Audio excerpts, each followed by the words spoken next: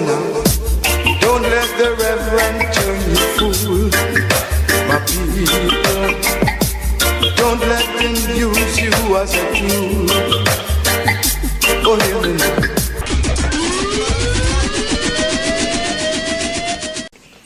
Greetings, great people, or great Abyssinian people. Today, we are going to talk about the Bible and the gun. Yes, the Bible and the gun. Now, the function and objective of European Christianity is designed to not only badmouth the earth in general, but Abyssinia in particular. The badmouthing of Abyssinia started in the Bible, and here we find our glorious ancestors portrayed as some low-life kidnappers of some so-called children of Israel. Where did we kidnap them from? They didn't say. Now, this means that this story could only be the work of the devil himself and those forces working on his behalf. Because, in reality, it was our homeland, starting with Kemet, that was ransacked, captured, and renamed Egypt. The thieves came out of Greece, led by a man called Alexander, who stole most of our books, taking them back to Greece. And for those that meant nothing to him, he burnt them and our libraries to the ground. Now, the scenario of Earth, painted by these European terrorists posing as Christians, is that Earth is a place of sin, a place of evil, of iniquity. When they preach that line, they make it appear as if they can't wait to leave Earth to sit by the right hand of their Maker. But in the meantime, the head preacher, the Pope, whenever he travels, he's followed by an ambulance. And even when he's flying, his plane is followed by an air ambulance. So obviously, he's not interested in meeting his Maker anytime soon. Why are they not eager to be with the God in the sky they tell us about? That is because they know that the story is a fantasy. So this question must be raised. Would the powers that make us put us in an evil place and then wait until we die to redeem some of us? Well, based on what we know about God, I don't think so. Since we know that God made the earth before he made us, it's up to God to make sure that we are compatible. And so far, everything on earth is compatible to us. We have no complaints whatsoever. Abyssinians and the earth go together. However, we do have a problem with one life form on earth. And that life form is the Caucasian. Now, if the Caucasian was natural to earth, they are obviously not satisfied with what the Creator gave them. Subsequently, they steal the birthright of other nations, maiming and killing millions in the process all over the world. To cover this brutality, they convince some of their victims not to care about life on earth, but to be concerned with a life after death. He doesn't tell them that he is the cause of all the crimes that is giving earth a bad name. His everyday crimes of immorality, bestiality, pedophilia, rape, and murder are very common, and they are very brutal, and no respectable citizen wants to live in a crime-ridden area. So, with time, fear, and the repeat of the same story, our people became psychologically convinced that they have to disassociate themselves from earth, since earth is the area where crime and wickedness is concentrated. We were told a great story about a better life after we die. But it was a story we were told not to question, and no details was forthcoming from the manual that come with the story, the manual named the Bible. We were told that questioning the Bible would upset God, and if God is upset, we would be sent to a fiery place called hell, and in this place we would burn forever. The slave master's children told us to accept and to believe in what he taught us, or else we would end up in hell. And these are the kind of tricksters the creators were preparing us to recognize and to avoid. This is why they provided us with the necessary evidence to prove their existence. They figured that since they made us and they proved their existence, if anyone else shows up with a good story, something seemingly significant, we would require proof from them as well. So, this story about life after death, as told by a Caucasian man, seemed to be significant. But it must have been made up, because based on their present lavish, greedy and murderous lifestyle, they are obviously not waiting to die to go to heaven to enjoy life.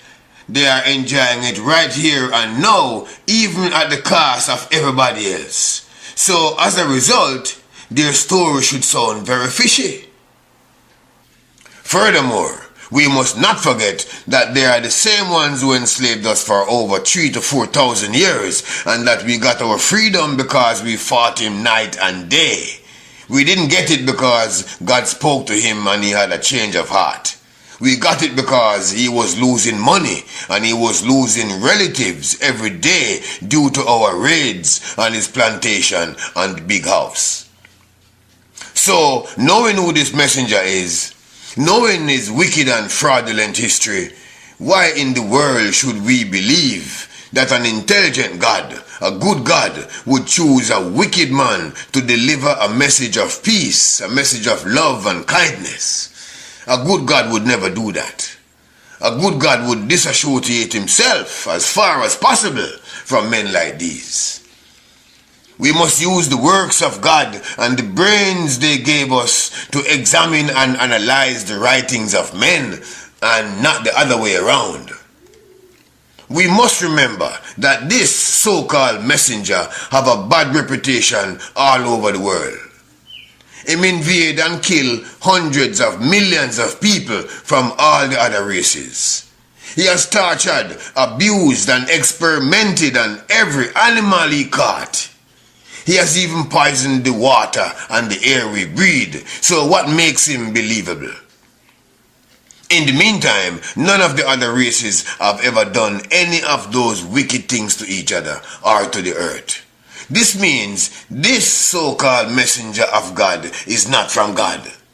You would never send a cook to teach a lesson on shoemaking.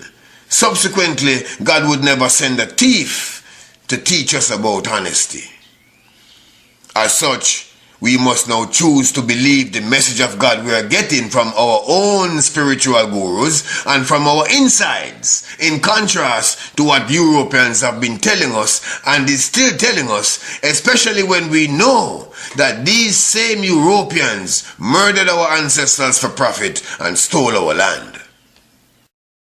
Now, to get down to business, some 3,000 years or so ago, Caucasian man with a Bible in one hand and a cigar in the other, and smoke coming out of his mouth and nostrils, approached Kojo, who was sitting under a mango tree in Abyssinia, drinking a jelly coconut.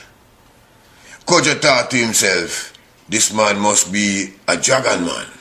After greetings were exchanged, he looks at Kojo's pile of fruits and tells him that he knows of a place where sweeter mangoes, juicier cashew bananas, and bigger star apples can be found.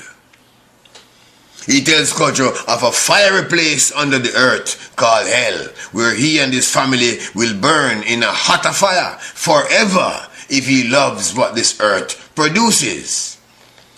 He also tells Kojo about a place in the sky called heaven, where milk and honey flows, a place where there is no crime. He tells Kojo all of these things.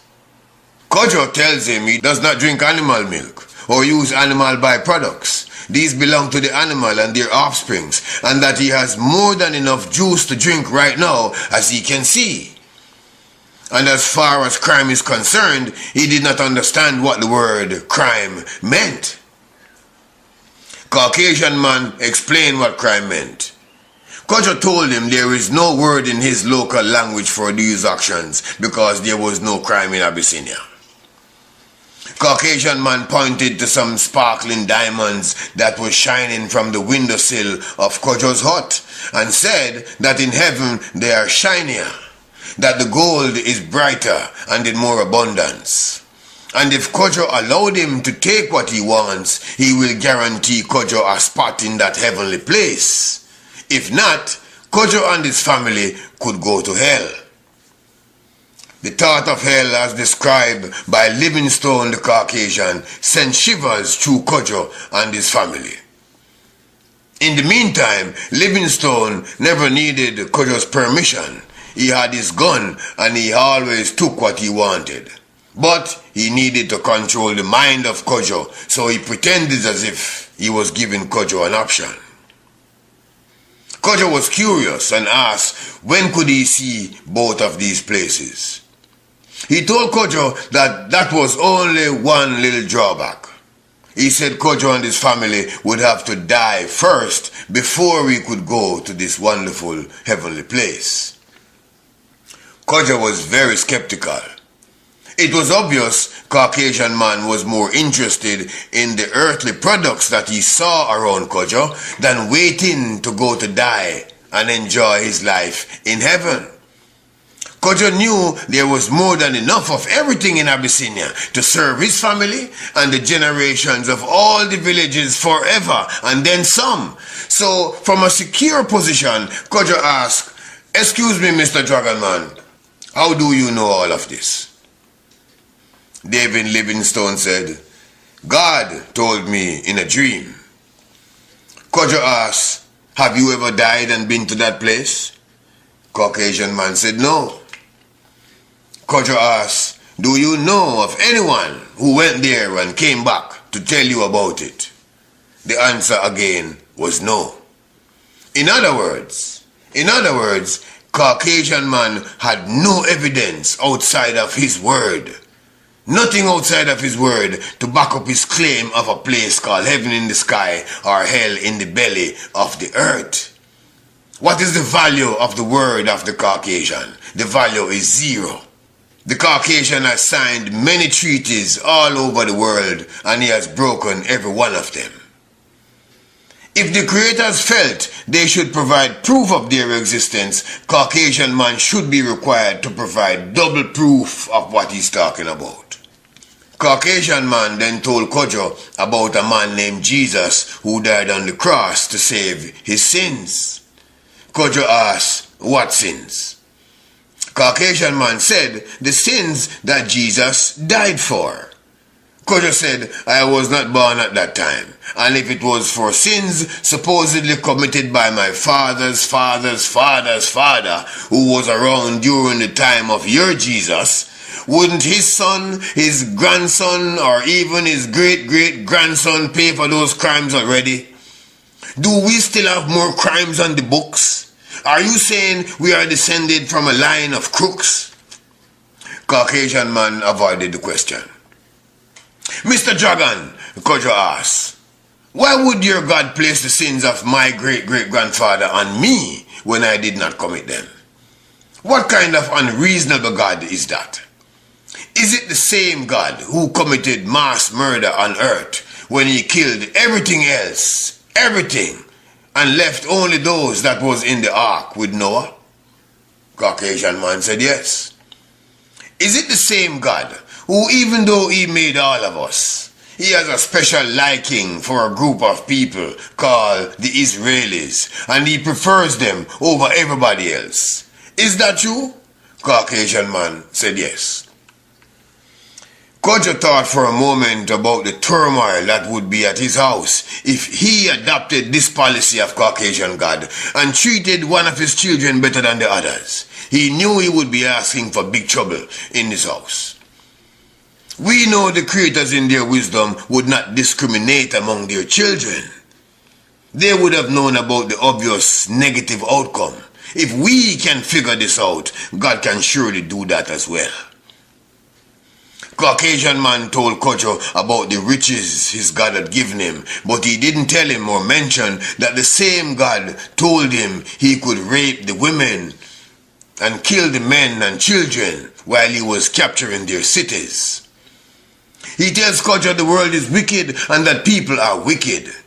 Kojo was amazed. He had no idea all of this wickedness was going on because these acts were not happening in Abyssinia. Livingstone, the dragon man, then produced a picture of his god, complete with blonde hair and blue eyes. It looked just like him. Kojo, in his studies, had read about Shangdai, the god representative of the people of China. Shangdai was a splitting image of the Chinese people. Kojo also knew about Hinduism, the religion of the other continent, India, and knew that the images of God, as represented through Hinduism, are all splitting images of the Indian people. So when he saw a dragon man with an image of his God looking like him, complete with blonde hair and blue eyes, Kojo was not surprised. However, his surprise came when David Livingstone told him that this God named Jesus Christ was also his God as well. Kojo was very taken aback at this arrogance and told him he already had a God. He asked Kojo for a picture, and Kojo told him to look at the people and he will see the image of his God reflected through the people in the same way he is a reflection of his God through the image he just showed him, as in the situation in China and in India. Caucasian man was very upset and went away grumbling something about "we will see." So, what happened to Kojo's generation? What happened to Kojo's generation?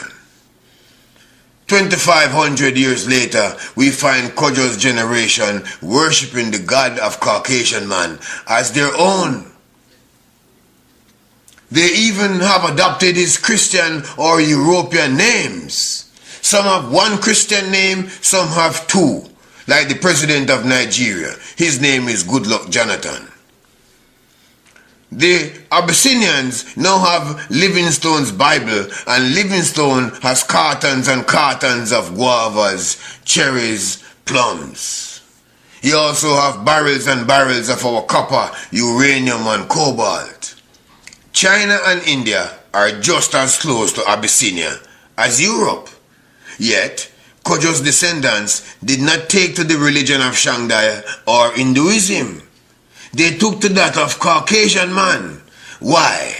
What happened that caused Kojo's descendants to discard the God of their ancestors and adopt the God of Caucasian man? What would cause them to give up what they have for a promise? Why would they reject what they can see, feel and taste today for a paradise in the sky when they die, particularly when there was no guarantee of its existence? What would cause them to do this? What did the Caucasian missionary and his associates with guns do to Kojo, his family, and to many in the village to convince them and their descendants to accept such an illogical offer? The Caucasian classifies Earth's resources as vanity. He said it was no good for us, and because he's a nice man, he will help us to get rid of it. So he took our diamonds, pearls and gold by the trainloads and got rid of it in Europe. He also took with him shiploads of pineapples, oranges and carrots.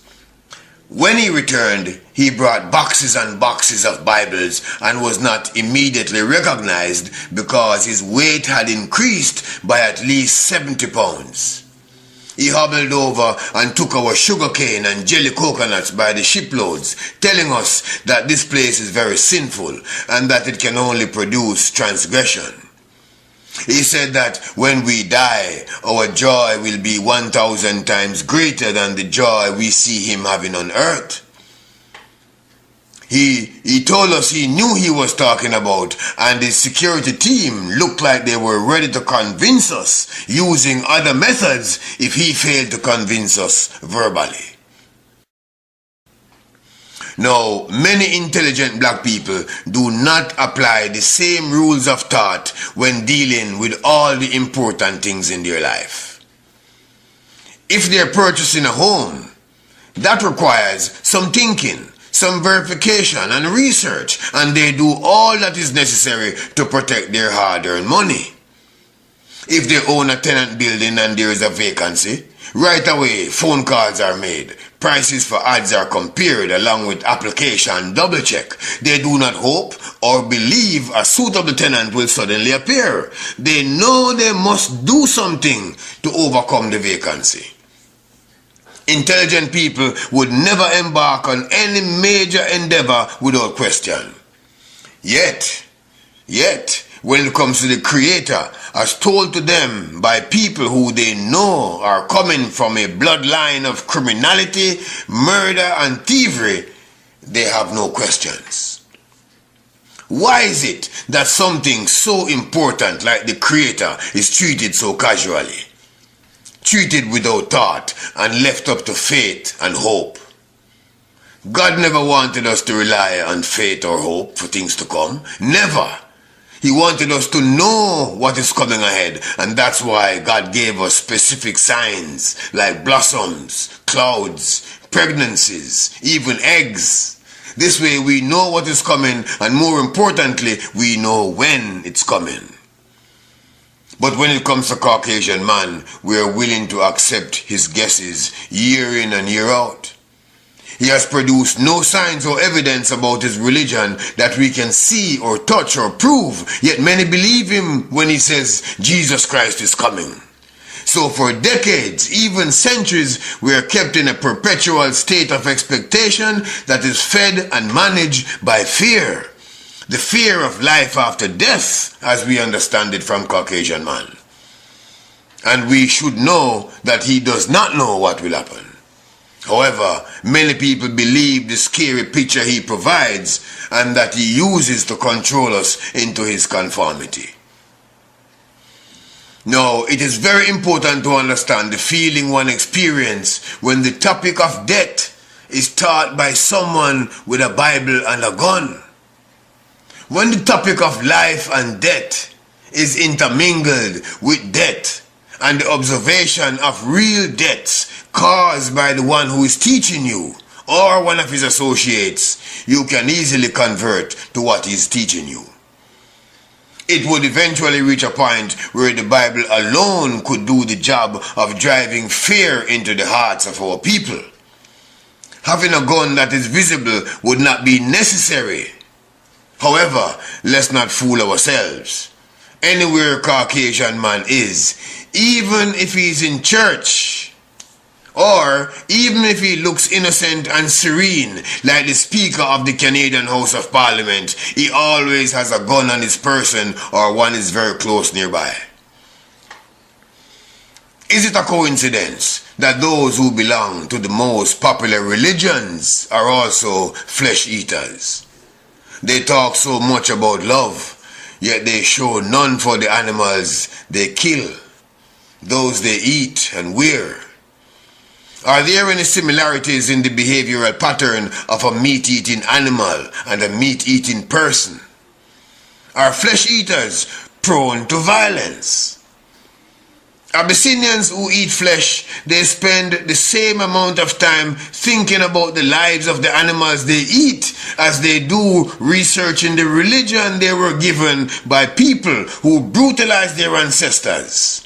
And that is no time. They never question what's told to them by the children of the slave master. They simply accept and believe. And that's why they associate so easily with the words of a song called Amazing Grace. They do this without knowing why the author, John Newton, called himself a wretch. If they knew why this wretch called himself a wretch, if they knew that he was the captain of a slave ship that would be murdering and killing people for years, they would have stopped singing that song, because nothing they can ever do, nothing they have ever done, can ever compare to his brutal deeds. Nothing. Due to the fear of life after death placed by the Caucasian in the generational minds of the African, we are now afraid to look at the facts. So most of us simply go along because of that fear. We have been trained not to question the religion of the European terrorist, even though spirituality is the most important element of our lives. For our people to accept the God of those who they know murdered our ancestors and stole our land, they must have been terrorized and traumatized to the maximum so as to take on the mindset of their kidnappers. And that's why our children exhibit so much drama everywhere. The Caucasian terrorist uses gun to terrorize our people into believing and subsequently accepting his God, and those who refused, they went to an early grave. Our people were forced to convert to Christianity under the threat of torture and death for nearly 3,000 years until it became generic. It's now time to clean up our DNA. It's now time to throw out the false white images, the stories and fantasies implanted by the European terrorists about his white God and about his heaven in the sky and hell underneath. That's his teaching. Let him teach that to his people. We must follow the teachings and directions today of Amilcar Cabral. We must follow his directions. This is the only way to set a proper foundation of respect and security for our generations to come. We have to follow the teachings of our generals in Africa, specifically Amilcar Cabral and President Mugabe. Ashe. Saraka make we lick down poor pal. All who follow Babylon must fall. If you are wicked, then your name must call. You and the Pope gone to hell after